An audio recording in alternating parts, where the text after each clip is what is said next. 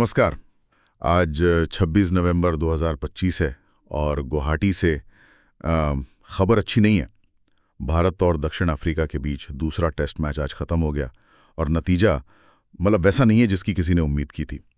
आज हम इसी पर बात करने वाले हैं और हमारे पास ESPN, the times of India और NDTV स्पोर्ट्स के कुछ बहुत अच्छे विश्लेषण हैं। हमारा मकसद सिर्फ ये बताना नहीं है कि क्या हुआ, बल्कि ये समझना है कि इस एक हार के इतने गहरे मायने क्यों हैं। बिल्कुल। देखिए, हार जीत तो खेल का हिस्सा है, लेकिन ये सिर्फ एक मैच का नतीजा नहीं है। ये एक तरह से 25 साल के एक लंबे इंतजार का अंत है। दक्षिण अफ्रीका के लिए और भारत के लिए एक बहुत बड़ी चोट। आज हम आंकड़ों के पीछे की कहानी पर ही बात करेंगे। तो चलिए शुरू करते हैं। 5वें दिन से भारत के सामने 549 रनों का लक्ष्य। ये तो एक पहाड़ जैसा था। सब सोच रहे थे कि शायद मैच ड्रॉ हो जाए, लेकिन जो हुआ, टीम सिर्फ 140 पर सिमट गई। ये एक तरह का सरेंडर नहीं था। सरेंडर कहना शायद थोड़ा ज्यादा सख्त होगा, लेकिन हाँ, ये एक मानसिक हार जरूर थी। देखिए, 549 का लक्ष्य जब बोर्ड पर होता है ना, तो बल्लेबाज जीत के लिए नहीं खेलता, वो बस टिकने के लिए खेलता है। बिल्कुल, सर्वाइवल के लिए। और वहीं आप अपना स्वाभाविक खेल खो देते हैं। पर इसका पूरा श्रेय हमें दक्षिण अफ्रीका के गेंदबाजों को देना होगा, और खास तौर पर एक खिलाड़ी को, साइमन हार्मर। हाँ, साइमन हार्मर। उनके आंकड़े तो कमाल के हैं। 37 रन देकर 6 विकेट भारतीय पिचों पर हमारे बल्लेबाजों के खिलाफ। ये हुआ कैसे? क्या पिच में ही कुछ ऐसा था जो सिर्फ उन्हें समझ आ रहा था? यही तो सबसे दिलचस्प बात है। देखिए, पिच में मदद तो थी, 5वें दिन होती ही है, लेकिन ऐसा भी नहीं था कि गेंद हर तरफ से घूम रही हो। हार्मर ने जो किया वो सिर्फ स्पिन गेंदबाजी नहीं थी, वो एक दिमागी खेल था। दिमागी खेल? हाँ, हमारे स्रोत बताते हैं कि उन्होंने अपनी गति में, स्पीड में लगातार बदलाव किया। कोई गेंद 90 किलोमीटर प्रति घंटे पर, तो अगली ही शायद 80 के आसपास। अच्छा। तो बल्लेबाज को अंदाजा ही नहीं लग पा रहा था, वो सेट ही नहीं हो पा रहे थे। तो ये गेंद को सिर्फ घुमाने का मामला नहीं था, ये बल्लेबाज के दिमाग के साथ खेलने का था। बिल्कुल। और उन्होंने ओवर द विकेट और राउंड द विकेट दोनों एंगल का बहुत चतुराई से इस्तेमाल किया। हार्मर ने पिच पर बने रफ पैच को अपना हथियार बना लिया। भारतीय बल्लेबाज बस ये सोचते रह गए कि कौन सी गेंद सीधी आएगी, कौन सी घूमेगी, और इसी में वो अपने विकेट देते चले गए। लेकिन ये बात थोड़ी अजीब लगती है ना? हमारे बल्लेबाज तो बचपन से स्पिन खेलते आ रहे हैं। तो क्या ये आत्मविश्वास की कमी थी, या तकनीक की, या फिर वो 549 रनों का दबाव ही इतना ज्यादा था कि सब बिखर गए? मुझे लगता है कि ये तीनों ही चीजें थी। दबाव तो था ही, और उस दबाव में भारतीय बल्लेबाजों की जो तकनीक थी वो भी सामने आ गई। वो बहुत ज्यादा डिफेंसिव हो गए थे। हाँ, सिर्फ रोकने की कोशिश कर रहे थे। वही। और जब आप सिर्फ रोकते हैं तो आप गेंदबाज को अपने ऊपर हावी होने का मौका देते हैं। हार्मर ने बस इसी का फायदा उठाया, एक जाल बुना और सब फंसते चले गए। और इस पूरे बिखराव के बीच एक खिलाड़ी था जो लड़ रहा था, रविंद्र जडेजा। NDTV स्पोर्ट्स ने उनकी पारी की बहुत तारीफ की है। 87 गेंदों पर 54 रन। उनकी पारी क्या बताती है? जडेजा की पारी इस मैच की कहानी का एक बहुत अहम हिस्सा है। जब सब संघर्ष कर रहे थे, जडेजा ने दिखाया कि अगर आप थोड़ा पॉजिटिव खेलें तो रन बन सकते हैं। उन्होंने सिर्फ डिफेंड नहीं किया, खराब गेंदों को बाउंड्री भी मारी। उनकी पारी ये साबित करती है कि पिच कोई भूत नहीं थी, उस पर खेला जा सकता था। बस आपके पास सही योजना होनी चाहिए थी। सही योजना और आत्मविश्वास। तो क्या हम ये कह सकते हैं कि जडेजा की पारी ने बाकी बल्लेबाजों की नाकामी को और साफ दिखा दिया? अगर वो रन बना सकते थे तो बाकी क्यों नहीं बना पाए? नहीं, सवाल तो बिल्कुल सही है। जडेजा की पारी आईने की तरह थी, जिसमें बाकी टीम के बल्लेबाजी का असली चेहरा दिख गया। ऐसा लगा जैसे बाकी बल्लेबाज तो पहले ही हार मान चुके थे। वो जज्बा ही नहीं दिखा? बिल्कुल नहीं दिखा। क्रिकेट में कहते हैं ना कि एक साझेदारी मैच बदल सकती है। जडेजा को दूसरे शोर से कोई साथी ही नहीं मिला, कोई टिकता ही नहीं था।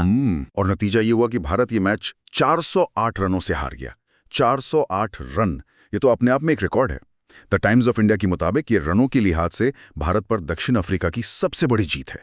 ये आंकड़ा सिर्फ हार का अंतर नहीं बताता। नहीं, ये बताता है कि मुकाबला कितना एक तरफा था। एक तरफा, बिल्कुल सही शब्द है। हाँ, ये मैच 5वें दिन नहीं हारा गया। इसकी नींव तो आप कह सकते हैं पहले दिन से ही रख दी गई थी। दक्षिण अफ्रीका ने पहली पारी में बड़ा स्कोर बनाया, फिर भारत को जल्दी आउट किया और दूसरी पारी में तेजी से रन बनाकर भारत को एक ऐसा लक्ष्य दिया जो जो मनोवैज्ञानिक रूप से ही उन्हें मैच से बाहर कर चुका था। एक परफेक्ट प्लान था। एक पूरी तरह से सोचा समझा और लागू किया गया प्लान। उन्होंने हर विभाग में भारत को पछाड़ दिया। चलिए अब थोड़ा इस सीरीज के बड़े नतीजों पर बात करते हैं। इस जीत के साथ दक्षिण अफ्रीका ने सीरीज 2-0 से जीत ली। भारत का अपनी ही धरती पर सूपड़ा साफ। और ये 25 सालों में पहली बार हुआ है। 25 साल, ये एक बहुत लंबा समय होता है। इसके ऐतिहासिक मायने क्या हैं? इसके मायने बहुत बड़े हैं। देखिए, क्रिकेट की दुनिया में कुछ चुनौतियां माउंट एवरेस्ट जैसी मानी जाती हैं, जैसे ऑस्ट्रेलिया में जाकर एशेज जीतना या इंग्लैंड में सीरीज जीतना। बिल्कुल। और उसी लिस्ट में है भारत में आकर भारत को टेस्ट सीरीज में हराना। पिछले 20-25 सालों में दुनिया की बड़ी बड़ी टीमें यहां आईं और हार कर गईं। भारत को उसकी घरेलू पिचों पर हराना लगभग नामुमकिन सा माना जाता रहा है। तो क्या ये सिर्फ एक सीरीज की हार है या ये भारतीय क्रिकेट के लिए एक वेकअप कॉल है? क्या हम घर के शेर वाली बात को कुछ ज्यादा ही मानकर चल रहे थे? ये एक बहुत बड़ा वेकअप कॉल है। ये दिखाता है कि आप सिर्फ घरेलू परिस्थितियों के भरोसे नहीं रह सकते। दक्षिण अफ्रीका पूरी तैयारी से आई थी। उन्होंने न सिर्फ पिचों को समझा बल्कि हमारी कमजोरियों पर भी वार किया। अब भारत को सोचना होगा, क्या हम स्पिन खेलने की अपनी ताकत खो रहे हैं? ये कुछ कड़वे सवाल हैं जिनका जवाब ढूंढना ही होगा। और दक्षिण अफ्रीका के लिए, उनके लिए इस जीत का क्या मतलब है? ये तो उनकी टीम के लिए मतलब एक पीढ़ी को बदलने वाली जीत हो सकती है। निश्चित रूप से। ये सिर्फ एक ट्रॉफी नहीं है, ये एक विश्वास है। ये उस टीम को यकीन दिलाएगा कि वो दुनिया में कहीं भी किसी भी हालत में जीत सकते हैं। जब आप 25 साल का सूखा खत्म करते हैं तो ये उस देश के क्रिकेट के लिए एक नई ऊर्जा लेकर आता है। ये जीत आने वाले कई सालों तक उन्हें प्रेरित करेगी। वो जब भी मुश्किल में होंगे तो इस सीरीज को याद करेंगे। ये एक मील का पत्थर है। तो अगर हम सारे स्रोतों को एक साथ रखें तो तस्वीर ये बनती है कि ये दक्षिण अफ्रीका की एक text book away win the, मतलब विदेशी धरती पर एक आदर्श जीत कैसे हासिल की जाए, ये उसका एक बेहतरीन उदाहरण था। लेकिन क्या ये सिर्फ दक्षिण अफ्रीका की काबिलियत थी या इसमें भारत के खराब खेल का भी उतना ही हाथ था? ये एक शानदार सवाल है। सच कहूं तो इसका जवाब दोनों में है। आप दक्षिण अफ्रीका से उसका श्रेय नहीं छीन सकते। उन्होंने एक परफेक्ट गेम खेला, हर योजना काम कर गई। बिल्कुल। लेकिन ये भी सच है कि भारत ने उन्हें ऐसा करने का पूरा मौका दिया। हमारी फील्डिंग औसत थी, बल्लेबाजी में कोई दम नहीं दिखा और गेंदबाजी भी उतनी असरदार नहीं लगी। तो दक्षिण अफ्रीका जीता लेकिन भारत ने भी जीतने के लिए कुछ खास जोर नहीं लगाया। हाँ, हमारी गलतियों ने उनकी जीत को और भी आसान और बड़ा बना दिया। मतलब ये एक ऐसी हार है जो लंबे समय तक चुभेगी। ये सिर्फ आंकड़ों की हार नहीं है, मानसिकता की भी हार है। बिल्कुल। और इस हार के बाद टीम मैनेजमेंट को कई कड़े फैसले लेने पड़ सकते हैं। खिलाड़ियों के प्रदर्शन से लेकर कोच की रणनीति तक हर चीज की समीक्षा होगी और होनी भी चाहिए। हाँ, जब आप अपने ही घर में ऐसे हारते हैं तो सवाल उठेंगे ही। जाहिर है, ये गहरी चिंता का विषय है। तो आज की इस चर्चा से ये साफ है कि गुवाहाटी टेस्ट का नतीजा सिर्फ एक मैच का अंत नहीं बल्कि कई नई बहसों और सवालों की शुरुआत है। हाँ, ये 25 साल के एक रिकॉर्ड के टूटने, एक असाधारण प्रदर्शन और एक निराशाजनक आत्मसमर्पण की कहानी है। और जाते जाते कोई एक विचार जिस पर हम सबको सोचना चाहिए। हाँ, एक सवाल है जिस पर सोचने की जरूरत है। हम क्रिकेट में हमेशा होम एडवांटेज की बात करते हैं, है ना, कि अपनी पिचों पर अपने दर्शकों के सामने टीम अजय हो जाती है। हाँ, बिल्कुल। लेकिन क्या दक्षिण अफ्रीका की ये जीत इस धारणा को चुनौती नहीं देती? क्या ये साबित नहीं करती कि आज के दौर में सही रणनीति, बेहतर तैयारी और मजबूत आत्मविश्वास किसी भी होम एडवांटेज पर भारी पड़ सकता है?